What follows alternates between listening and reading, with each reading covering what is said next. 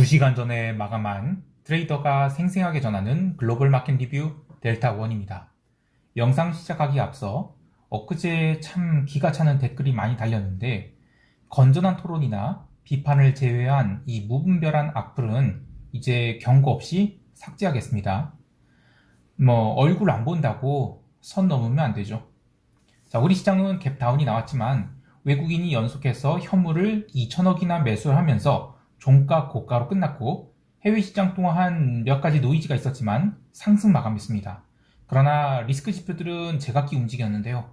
신경 써야 할 부분이 무엇인지 정리해 보겠습니다. 먼저 아시아 세션 갑니다. 우리 증시는 갭 다운이 나왔지만 갭 다운 폭도 얼마 되지 않았고 약 10분 정도 손절매를 받아낸 뒤 외국인이 선물 매수가 꾸준히 들어오면서 지수 상승이 시작되었습니다. 외국인들이 선물 매수 패턴은 어제와 마찬가지로 초반부터 선물 미결제 약정이 크게 증가하기 시작하면서 지수를 조심스럽게 당기기 시작했는데요. 특히 오늘은 위클리 옵션 만기일인지라 기관은 스트림 매도를 쌓으면서 변동성 매도와 함께 지수 상승을 추적하기 시작했어요. 보통 외부 이슈에 갭다운이 크게 나왔다. 그러면 이슈가 이 소멸성인지 아니면 지속성인지를 판단해서 추세 추종을 할 것인지 역추세를 잡을지를 판단해야 되는데 전일이 FOMC 성명문 그리고 파월의 기자회견은 기대에서 크게 벗어나지 않았어요. 그래서 지수 상승이 에너지가 되었지만 난데없이 옐런이 예금 전액 보장 같은 거 검토한 적 없다. 이런 이야기가 나오면서 지수가 급락 마감했죠. 그러나 변동성은 얼마 살아나지 않았어요. 그래서 이런 것은 소멸성 이슈라고 볼 수 있겠는데요. 근데 그래도 그렇지 갭다운이 기대보다 너무 적게 나왔어요. 이거는 그만큼 대기 매수세가 강하다는 것이죠. 이와 같은 콜옵션을 추가 매수하기에도 또 선물을 매수하기도 좀 애매한 상황이었습니다. 그래서 변동성 매도를 동반한 점진적 반등이 나왔음에도 불구하고 풋옵션 매도로 소극적인 대응을 할 수밖에 없었는데요. 그래도 오늘은 확신 있게 롱으로 밀어붙일 수 있었던 이유가 몇 가지가 있습니다. 자, 우선 지난 영상에서도 이야기했듯이 6월물 선물이 미결제 약정이 지나치게 낮은 수준이에요. 오늘 오전 12시까지 선물 미결이 무려 1만 계약이 증가를 했죠. 물론 종가상으로는 많이 정리됐는데 어쨌든 오전 내내 미결이 1만 계약이나 증가하면서 꾸준한 선물 매수가 들어왔습니다. 아쉬운 것은 위클리 옵션 결제를 앞두고 외국인들이 현선물 교체 매매를 하면서 장마감 직전 미결을 좀 크게 줄여놓긴 했지만 그래도 어제 오늘 연속해서 선물 미결제 약정이 5천 계약 넘게 증가를 했어요. 6월물 선물이 근월물이 되어 거래된 이후로 신고가를 지금 갱신 중이거든요. 그러면서 미결이 증가한 것이라 이 미결 증가는 매수 포지션 중심이 미결이라고 할 수 있겠습니다. 근데 여기서 이런 질문을 하시는 분들이 계실 것 같아요. 아니 미결 증가라는 게 매수와 매도가 신규로 하나씩 붙는 것을 의미하는데 거기서 왜 매수 미결이라고 하냐 이렇게요.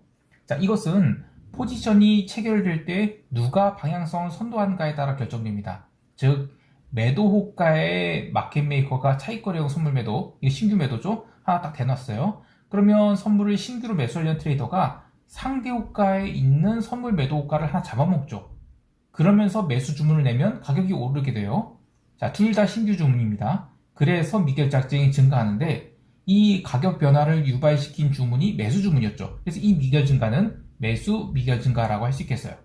여하튼 6월물 선물이 롤오버된 초기에는 매도의 미결이 약간 남아있었는데 이 짜투리 매도 미결이 다 해소되었다라는 얘기 했었죠. 자, 그리고 이제 신고가를 갱신하면서 매수의 미결이 쌓이고 있기 때문에 시장을 긍정적으로 볼 수 있는 것입니다.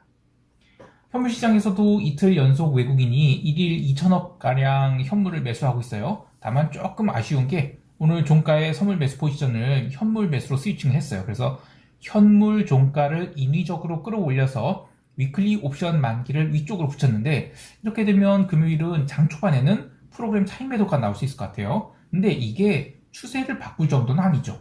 그냥 기술적 눌림이 나올 경우 또 매수로 대응할 것입니다. 옵션 시장에서는 두 가지 재미있는 일이 있었습니다. 우선 전반적으로 풋옵션 미결제 약정이 골고루 증가하면서 지수가 추가 상승할 것 그리고 변동성이 하락할 것에 동시에 베팅한 일이 있었는데요. 이것은 1분기 말을 얼마 남기지 않은 상황에서 현물 매수가 계속 들어오니까 파생시장에서도 방향성을 위쪽으로 잡아나가고 있다는 증거가 되겠습니다. 두 번째 재미있는 것은 슈퍼개미가 콜옵션 행사가 312를 오전 11시 50분경 그리고 종가 무렵해서 평단 6.3포인트에 무려 8,000계약, 그러니까 110억 원치를 매수 베팅했어요. 요즘 이 슈퍼개미 매매 상당히 잘하는데요. 그렇게 보는 이유는 이번 4월물 콜클래스의 등 가격이나 내 가격 옵션은 이미 평균 발행 단가를 넘기고 있죠. 그래서 지수가 조금만 더 상승한다면 델타 헤지가 들어올 수 있어요. 즉 수급면에서 매수 강도가 강해진다는 것입니다. 여하튼 이 슈퍼개미 올해도 좋은 성과 있기를 바랍니다. 자, 그러면 왜 이렇게 시장이 강한가에 대해서 이야기를 해보면 시장에 지금 리스크 요인이 없는 게 아니에요. 그런데 포트폴리오 매니저 입장이 되어보면 지금 1분기 마감 얼마 안 남았단 말이에요. 근데 계좌에 주식 비중이 지나치게 낮은 상황이에요. 그러면 내가 여기서 뭐 특정 종목을 담아서 뭐 아웃퍼폼을 하고 뭐 이런 걸 필요 없고 그냥 일단 분기 말까지는 적당히 인덱스물 위주로 담아두면 욕도 먹지 않고 또 그 인덱스도 따라갈 수 있죠. 그러니까 지금은 펀더멘털로 오르는 게 아니라 그냥 수급으로 올라간 장이라고 볼 수 있겠어요. 금요일에도 외국인이 현물을 일간 2천억 내외의 규모로 매수한다. 그러면 저는 다음 주 분기 말까지도 계속 현물 매수가 들어올 수 있다. 이렇게 보고 있습니다. 마지막으로 어제 간만에 이 배터리 아저씨 주식이 오후장에 그 시장가 매도를 쳐맞았는데 개인 투자자가 시원하게 중간 이익 실현을 한 것으로 봅니다.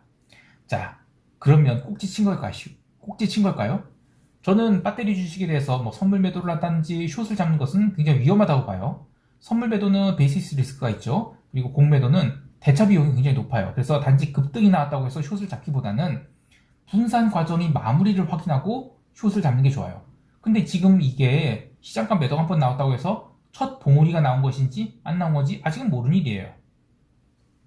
그래서 숏은 처음엔 막 올라올 때 때리는 게 아니라 분산 과정 나온 거 그 대충 이제는 뭐 더 이상 뭐 새로운 재료가 없을 것이다 이런 것을 보고 그다음부터 이제 숏을 쌓아야 되는 것이지 막 지금 올라오는 외봉으로 올라온 상황에서는 절대 숏을 치면 안 됩니다. 안 된다고 생각을 해요. 자, 이제 유럽 세션 넘어갈게요.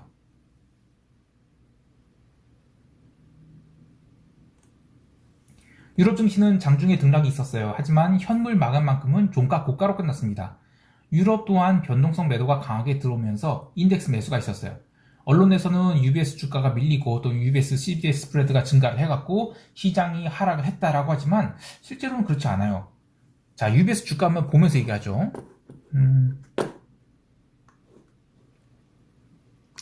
자, 요게 이제 UBS 주가인데 개장하고 나서 빠지기 시작했어요. 2시간 동안.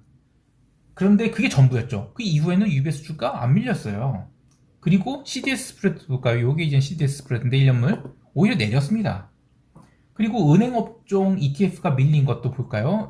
이게 이제 은행업종 ETF인데 이 유럽 세션 시작과 함께 쭉 밀렸죠. 근데 이게 오전이 전부였어요. 그리고 나서 쭉 반등이 나왔죠. 그리고 이제 유럽 오후장부터 이제 그 장마감까지 아까 이제 UBS는 멀쩡했다고 그러는데 뭐 도이치뱅크 이건 CDS구나. 도이치뱅크가 밀렸고 또 코머리츠방크라고 해서 지금 다 독일의 은행들인데 조금 이제 흠집에 나 있는 그런 은행들이죠. 그래서 유럽계 은행들이 좀 그 유럽장 오후에 좀 많이 밀렸다. 이런 게 지금 핵심이고 그래서 이제는 유럽 본장 자체는 나쁘지 않았다고 봐요. 그리고 장 마감 후에 이제 해지성 매도가 나면서 뭐 죽었던 변동성 다 살아나고 지수가 눌렸다. 뭐 이렇게 보는 거예요. 자, 유럽 세션에서 주목할 만한 것은 ECB 인사들이 여전히 5월 금리 인상에 대한 이야기를 하고 있어요. 근데 인상 폭에 대해서는 이제는 발언을 조심스러워하고 있어요. 어제 파월이 기자회견에서도 금융시장이 불안이 긴축 효과를 가져오고 이것이 금리 인상을 대체할 수 있다. 뭐 이런 이야기를 했죠. 근데 역설적이게도 지금은 시장이 불안할 때 금리가 내려가고 있어요. 이것은 수급 문제라고 봐요. 예금이 나와갖고 MMF로 들어가는 거예요. 그러니까 단기 채권에 대한 매수 수요가 붙죠. 그래서 그런 부분이 있는데 어제 22의 클래스 노트 위원도 이 파월의 발언과 비슷한 맥락 이야기를 했어요. 금융시장 내 위험 회피에 따른 긴축 효과 이런 걸 이야기했는데 근데 오늘 유럽 채권 시장의 흐름은 정반대였습니다. 유럽 세션 오전장 내내 채권은 매도 압력이 강했어요. 특히 UBS 주가 빠지고 뭐 금융주 ETF가 초반에 빠질 때 그때 채권 눌렸다는 게 핵심입니다. 오히려 미국 세션 들어서 그 유럽 채권에 강한 매수가 들어오기 시작했는데 이 구간에서 주가는 종가 고가로 날아가고 있었거든요. 그런데도 유럽 채권 매수가 들어왔다는 게 특징이에요. 참고로 오늘 미국 신규 실업 수당 청구 건수 발표가 있었습니다. 19만 1000건, 컨센서스보다 훨씬 낮은 수치가 나왔는데 옛날 같으면 긴축이다, 채권 쇼, 주가 하락 이런 내러티브가 있었겠지만 오늘은 아예 지표가 발표되는 건지 한지 시장이 아예 신경을 안 썼습니다. 통화시장에서는 아시아 세션 내내 리스크 온이 흐름이 나타나면서 비달러 바스켓, 특히 오지달러 같은 상품 통화가 강한 상승을 보였는데요. 정작 유럽 세션 들어서는 상승폭을 조금씩 내주더니 미국 마감 때는 이틀 연속 긴 윗꼬리를 달고 내려와 버렸습니다. 상품 시장에서는 구리가 초강세를 보이면서 톤당 9,031달러까지 상승했는데요. 반면 기름은 이 제니퍼 그랜홈 미국 에너지 장관이 올해는 전략 비축유 매입이 어렵다라는 이야기를 했어요. 이거 굉장히 중요한 말이거든요.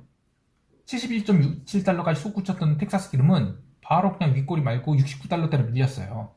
유가의 하락이 의미가 있는 게 이번 주 수요일과 목요일에 유가가 70달러 선 넘어서 거래가 됐었죠. 근데 이것은 72달러 이하에서는 그래도 SPR 매입이, 그러니까 전략 비축유 매입이 있을 것이라는 그런 기대감이 반영되었다고 보는데 이 제니퍼 장관이 그런 거 없다라고 도장을 찍었죠. 그러면 아쉽게도 기름은 주봉 윗꼬리를 더 크게 만들거나 다음 주에 재차 조정을 받을 가능성이 높아졌어요. 그리고 이 5월, 6월 기름 스프레드나 5월, 9월 스프레드 또한 여전히 못 올라오고 있거든요. 그래서 이 부분도 지금 이 기름 반등이 추세적 반등이 아닌 데드캣 바운스 정도로 볼 수 있는 근거가 되겠습니다. 이제 미국 세션으로 넘어갈게요.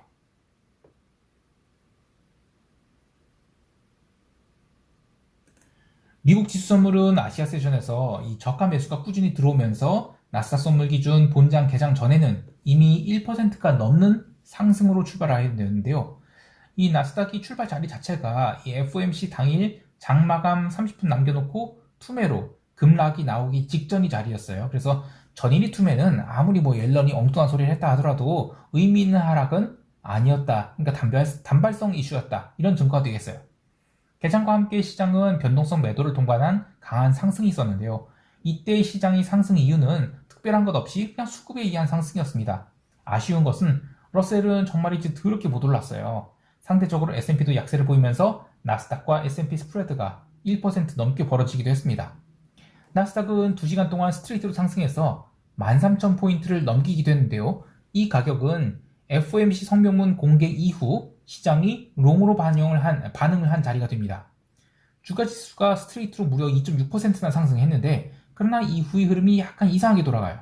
우선 나스닥 선물이 13,000포인트를 넘기면서 기간 조정에 들어갔죠. 1시간 동안. 그때 변동성은 처음 1시간 동안 눌렸습니다. 그런데 러셀은 기술적 반등을 마친 뒤 0시 10분부터 조심스럽게 밀리기 시작했어요. 한번 볼게요. 여기 이제 러셀인데 러셀이 처음에 반등이 나올 때 이 반등폭도 나스닥에 비해서 상당히 약했죠. 나스닥을 따지면 이 FOMC 성명문 발표, 그 다음 파월 연설 직전, 기자회견 직전 요 수준까지 올라온 거예요. 근데 러셀은 여기까지밖에 못 올라왔죠. 그리고 0시 10분 이후로 점점 더 힘이 빠지기 시작해서 그냥 기술적 반등을 한 겁니다. 이렇게 하락이 나올 때 뉴스 아무것도 없었어요. 어쨌든 러셀은 단지 못 간가 보다 이렇게 생각을 했는데 러셀이 여기까지, 그러니까 당일 상승분의 30%를 돌려주죠. 저는 이때 다 러셀 매수 청산해버렸어요. 자, 그런데 나스닥은 그때까지만 해도 강하게 잘 버티고 있었습니다. 그러다가 새벽 1시 10분, 유럽 마감을 한 2시 20분 정도 남겨놓고 특별한 뉴스 플로우가 없었는데도 불구하고 채권이 갑자기 튀기 시작해요. 그리고 변동성도 튀게 됩니다. 자, 그럼에도 불구하고 이때부터 새벽 2시까지 변동성도 계속 올라, 장기 채권 올라. 그런데 나스닥은 잘 버티고 있었어요. 그런데 러셀은 이미 오전장 상승분 다 뒤집어 놓은 상태죠. 이때 이 뱅킹 섹터 ETF가 계속 밀리고 있던 구간이에요. 이해죠? 뱅킹 섹터가 계속 밀리는 이 구간입니다. 그래서 러셀이 밀리는 것도 결국에는 은행 주식이, 그러니까 지방은행 주식이 자신이 없는 거예요. 그래서 밀리기 시작한 것이고 그에 비해서 이 대형주 인덱스 매수가 들어오고 있었던 나스닥은 버티고 있었던 것이죠. 자, 그런데 이것은 저는 이제 지방은행에 대한 확실한 대책 아직 나온 게 없죠. 그래서 계속 시장이 땡깡을 부리고 있다 이렇게 보고 있어요. 새벽 2시 이후 나스닥 선물은 더 이상 버티지 못하고 밀리게 되는데 그래도 초반은 참 잘 버팁니다. 그리고 알고리즘 매수가 멈춘 새벽 3시 이후로 본격적인 투매가 나와서 나스닥 선물은 2.6%가 넘게 상승한 것 거의 다 반납하게 됩니다. 자, 그런데 지수의 조정 이유에 대해서 특별한 뉴스 플로우 없었어요. 오전장에 워낙 급하게 인덱스 매수 그리고 변동성 매도로 그때만 이제 오전장에 이제 변동성이 5%가 빠졌거든요. 그렇게 지수를 끌어올렸기 때문에 기간 조정이 필요한 상황에서 이 뱅킹 섹터 ETF에 대한 손절매가 진행되면서 시장이 리스크 오프를 보이자 나스닥도 못 견디고 스탑로스가 나왔다 이렇게 볼 수 있어요. 자, 그런데 이때 모든 상품이 리스크 오프였느냐? 또 그렇지는 않아요. 그래서 저는 지금 시장이 다 따로따로 그냥 움직이고 있다라고 보고 있어요. 어쨌든 새벽 3시 55분경 지수가 마지막 언더슈팅 주자 그 다음부터 이제 반등이 시작됩니다. 그리고 새벽 4시 넘어서 옐런이 이 추가적인 예금 관련 조치를 취할 것이다 이런 그 보고서를 냈죠. 그러면서 이제 지수가 순간 바닥 대비 1%가 튑니다. 근데 이때도 나스닥 선물만 튀었지 러셀은 거의 오르지도 못했어요. 결국에 지수는 4시 20분에 스탑로스로 저점 갱신하고 그 다음부터 이젠 급등을 하게 됩니다. 자, 미국 증시 흐름을 요약해보면 기본적으로 1분기 말을 의식한 인덱스 매수 수요가 강했다는 것, 그리고 옐런이 발언에도 불구하고 지방은행 이슈는 여전히 문제거리로 남아있어요. 그래서 채권 시장이 아직도 안정을 못 찾고 있다는 것인데요. 개별 종목을 보면 오늘 상승을 주도한 쪽 AMD, 마이크론, 엔비디아 같은 이 반도체 주식이긴 해요. 근데 찰스 슈왑 같은 이슈가 있는 이 증권주 연일 음봉을 맞고 있습니다. 또 쉐보론이나 엑소모빌 같은 기름 주식 새벽 1시 이후로 변동성이 살아날 때 함께 하락을 하면서 중요한 자리에서 음봉을 얻어맞아서 기름이 추가 하락이 남아있음을 예상케 합니다.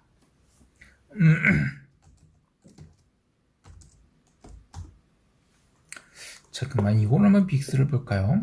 프리데이를 볼게요. 이때 아무런 뉴스 플로우가 없었어요. 그러면서 변동성이 살아나기 시작했고 아이고 죄송합니다. 그 다음에 나스닥은 이 뒤에 빠지게 돼요. 그래서 사실상 요 구간이 나스닥이 투매가 나온 구간이라고 할 수 있겠어요. 자, 다시 돌아와서 제가 지금 약간 지금 목이 안 좋은데 오늘이 눌림으로 인해서 이제 S&P 지수는 이제 5거래일 연속 제자리에 돌아온 셈이에요. 양봉, 음봉, 아래꼬리 달린 양봉, 양봉, 그리고 윗꼬리 달린 음봉, 윗꼬리 달린 양봉 이런 식으로 해서 결국엔 제자리거든요. 그런데 추세 추종자들은 상당히 피곤하게 만들고 있습니다. 반면 이 나스닥 선물은 이제 5일선을 타고 계속 오르고 있거든요. 그래서 저는 1분기 말까지는 현재의 이 대형 테크 주식에 대한 선호도가 이어질 것으로 보고 있습니다. 이제 시장 총평하면서 대응 전략 이야기할게요.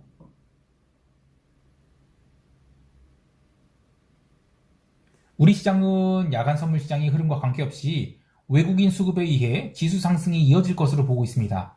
전일도 한국물 ETF인 EWY가 미국 지수 선물 조정에도 불구하고 종가상 1.65% 상승해서 마감했는데요. 의미 있는 상승이라고 보고 있어요. 우리 시장은 갭 상승은 어려울지 몰라도 317선을 넘어간다면 콜옵션에 롤링업 해지가 붙으면서 오전장이 됐던 오후장이 됐던 의미 있는 상승을 이어갈 것으로 봅니다. 근데 여기서 점검할 거 두 가지가 있어요. 전일 오버나이트한 이 슈퍼개미의 콜옵션 312 이게 8,000계약을 오버나이트 했는데 절대 적지 않은 수량이죠. 요게 이익 형상이 나올지 그러면 이제 시장을 어느 정도 압박할 테니까요. 자, 그리고 이제 10시 30분 이후로 외국인들이 현물 매수가 의미 있게 들어온지 이 두 가지를 관찰하는 것이 점검할 포인트라고 할 수 있겠어요. 또 여하튼 오늘도 지수는 우리 시장은 1분기 마감을 향해 계속해서 매수가 들어올 것을 보고 대응할 거예요. 해외 시장은 포지션을 이것저것 조정했습니다. 국채 선물 매도 포지션 손절매했고 국채 풋옵션 매도 포지션 익절했고 그래서 채권 관련 포지션 모두 다 치워버렸어요. 이 채권 변동성이 워낙 커서 리스크 관리 차원에서 치운 것이고 그 오지달러 매수분은 장중에 꽤 큰 이익이 있었거든요. 근데 모두 반납해서 본절 청산을 했습니다. 러셀 매수분 또한 0시 이후로 꺾이는 거 확인하고 모두 다 치웠는데 지금 포지션을 갑자기 가볍게 한 이유는 현재의 장이 지금 리스크 온 오프의 흐름에 함께 연동되는 게 아니라 그냥 개별 이슈들이 또는 개별 수급에 의해서 상관계수가 0에 가까운 그런 흐름을 보이고 있어요. 매크로 플레이어들이 가장 어려워하는 구간이라고 할 수 있겠는데요. 이게 분기 초, 분기 말에 좀 이런 현상이 있어요.